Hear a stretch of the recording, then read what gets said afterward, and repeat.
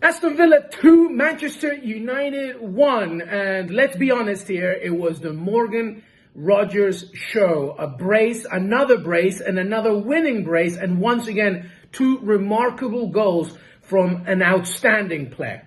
Probably at this point, aside from Erling Haaland, is the player of the Premier League right now. Morgan Rogers, a phenomenon, one of the greatest performances again in recent time in this Premier League season. And let's be very honest against Manchester United, who are pretty much a bogey team against Villa. Villa did not play well on Sunday. It was a disjointed performance. The midfield was not playing the way it usually plays. Misplaced passes, allowing Manchester United to impose their identity as opposed to the other way around. For Villa to kind of create a philosophy and a statement at Villa Park, a place that obviously remains a fortress under Unai Emery. But Villa persevered and continued. So let me just do this quick video for my Substack paid subscribers. Thank you so much. Spread the word, share the video, spread it all around to Aston Villa fans and the like. This was a very important game, not just because we were trying to make history and win 10 straight matches for the first time in more than 100 years, but because it was about keeping up with the title race. Because yes, at this moment, it is a title race.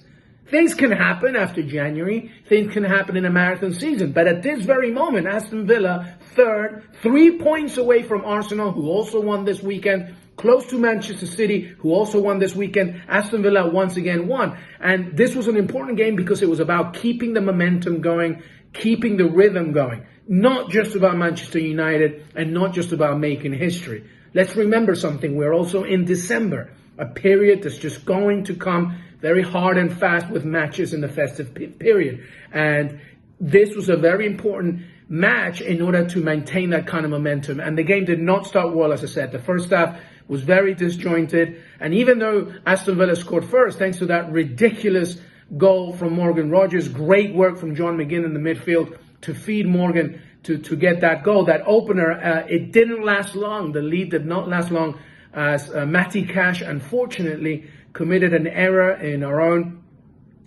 half, close to this box, of course, and Matheus Cunha took advantage and put one past Emiliano Martinez, making it 1-0. So there it was in the first 45 minutes. A match where pretty much, I think that by the end of the first 45, I thought that Manchester United were pretty much doing a better performance. But as the game developed in the second half, it wasn't so much that we were still playing well, because we weren't, definitely not in the first 10 minutes, but we were becoming more resilient. John McGinn was getting more involved. Yuri Tillemans ran his butt off today as well to make sure that he at least nullified much of the threat of Matheus Cunha. But it wasn't a great performance, but we persevered. And once again, Morgan Rogers scores to make it 2-1. United did keep coming and threatening, but overall, I thought we became more resilient in the second half. And there are no enough words to describe just once again what this young man, Morgan Rogers, is doing for Aston Villa right now. He is not just going to the World Cup with England. He will be a starter ahead of Jude Bellingham at this point, I think. But most importantly for Aston Villa, he's becoming a pivotal factor, especially, remember, at a point where Ollie Watkins is not playing well, only 3 goals in the season. I will say today, though, that Ollie Watkins worked very hard for those runs behind the lines, tried to get in the action, but because there was such a disjointed performance from Aston Villa's midfield, he was not getting the delivery that he wanted. Early on, obviously, he had a very good opportunity, when he was one-on-one and, passing Lenny Yoro, he took it back to his right foot because he didn't want to shoot with his left. There were some other half chances for Oli, but it wasn't working. But he did work very, very hard. Again, I mentioned Yuri Tillemans. Onana began very lackadaisically. Sort of lazy is too much of a harsh word, but he wasn't penetrating enough. By the way, against the Manchester United, who had no Casemiro, Bruno Fernandes came off later. Obviously, they've got issues at the back as well.